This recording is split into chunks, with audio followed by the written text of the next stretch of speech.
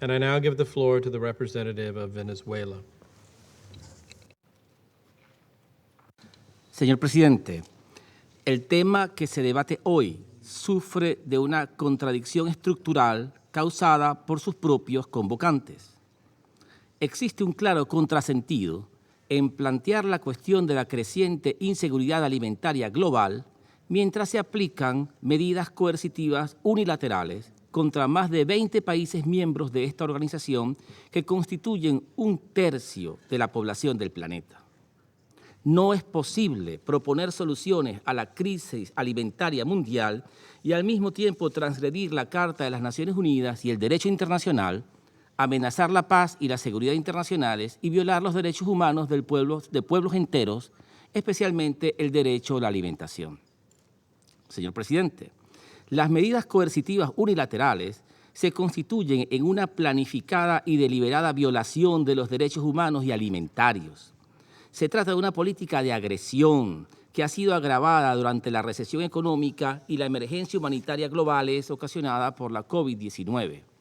Esas medidas están acompañadas, además, de una estrategia hostil de máxima presión orientada a la asfixia económica y al aislamiento internacional de los estados, todos con el fin de que el mayor sufrimiento posible degrade las condiciones de vida de la población y genere una convulsión interna que facilite el cambio de régimen en estados soberanos. Son una herramienta de dominación geopolítica para avanzar los intereses egoístas de un bloque de poder con ambiciones mundiales. Las medidas coercitivas unilaterales son armas de guerra económica que obstruyen el acceso a los sistemas financieros, que roban literalmente las reservas internacionales de naciones enteras, que vulneran las cadenas de suministros de los sistemas alimentarios nacionales e internacionales y que aumentan la inestabilidad alimentaria mundial. Contrariamente a lo que afirman los estados transgresores, los alimentos y las medicinas no están exentos de las mal llamadas sanciones y las supuestas exenciones humanitarias son realmente inexistentes e ineficaces, como lo han reconocido los expertos independientes de las Naciones Unidas.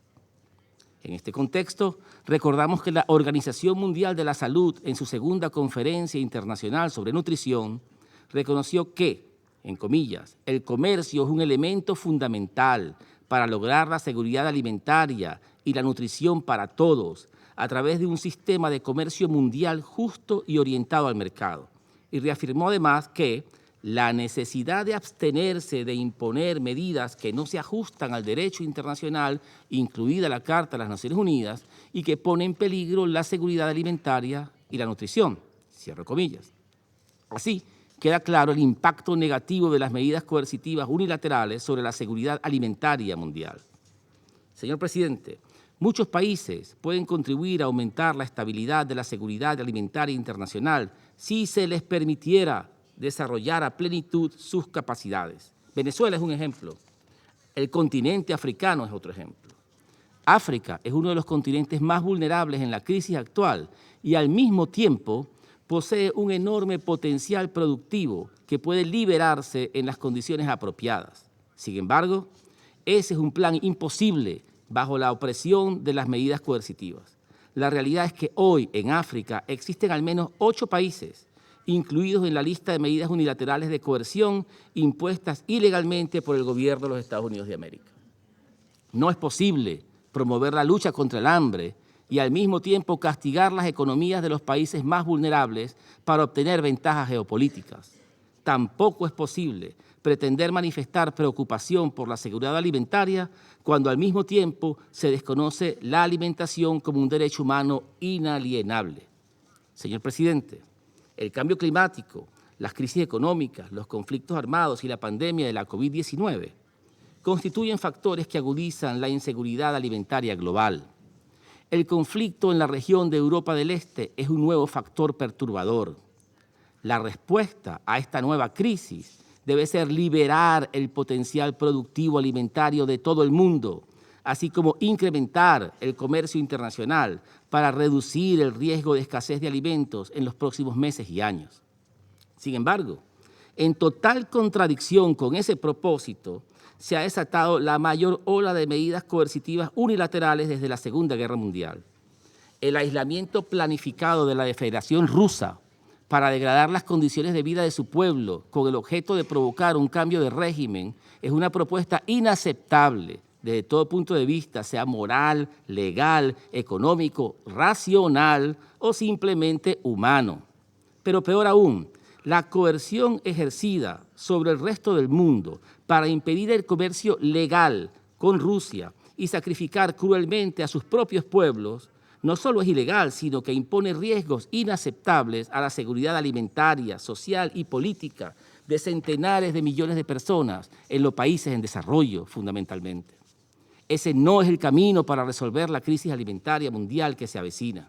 Señor presidente, la seguridad alimentaria mundial es compleja y son muchas las acciones que deben ejecutarse para evitar las predicciones más pesimistas. Así, es necesario enfatizar que todo plan para enfrentar la crisis alimentaria que ignore el impacto destructivo de las medidas coercitivas unilaterales y que no proponga su eliminación completa e inmediata no es sincero, no es creíble y sobre todo está condenado al fracaso. Será una nueva maniobra para sacar egoístas ventajas nacionales de una crisis internacional.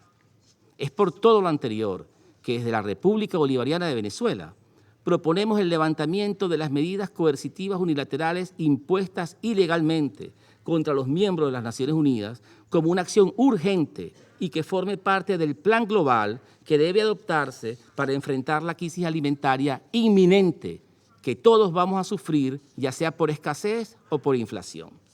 Es el momento de fortalecer nuestros sistemas alimentarios nacionales como partes contribuyentes de un gran tejido económico mundial que permita el acceso al capital, tecnologías, energías, semillas, fertilizantes, transporte y distribución para incrementar así nuestras capacidades de resolución de esta nueva crisis.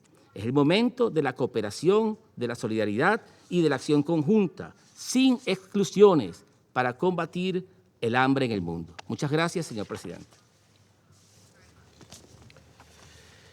In my role as President of the Council, I thank the representative of Venezuela for his statement.